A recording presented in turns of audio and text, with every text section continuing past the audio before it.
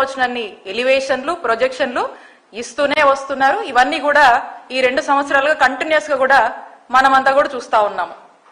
ఇక వాస్తవానికి వస్తే ఇప్పటి వరకు కూడా చంద్రబాబు నాయుడు గారి ప్రభుత్వం అధికారంలోకి వచ్చాక ఒక్కటైనా కొత్త పెన్షన్ ఇచ్చారా అని నేను చంద్రబాబు నాయుడు గారిని ప్రశ్నిస్తున్నాను.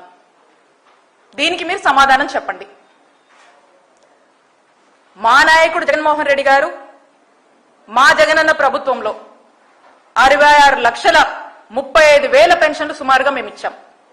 మేము గర్వంగా చెప్పుకుంటాం. ఇది మీరు ఇందులో ఈ 66,30,000 పెన్షన్స్ లో మైనస్ 6 లక్షలు చేశారు.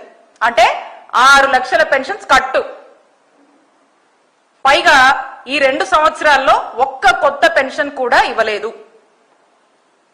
ఇది ఈ రోజున పెన్షన్స్ విషయంలో కూటమి ప్రభుత్వము మరి వెళ్తున్నటువంటి తీరు.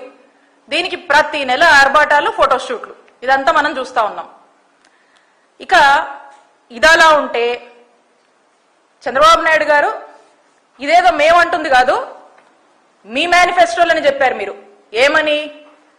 బీసీలకి, ఎస్సీలకి, ఎస్టీలకి 50 సంవత్సరాలు నిండితే చాలు మీ అందరికి కూడా పెన్షన్స్ ఇస్తామని చెప్పి మీరు ఉదరగొట్టిందే మీ మేనిఫెస్టోలో, మీ సూపర్ 6 లో.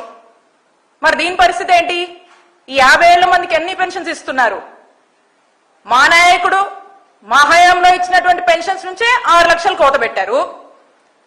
ఒక్క కొత్త పెన్షన్ ఈ రోజుకి ఇవ్వలేదు.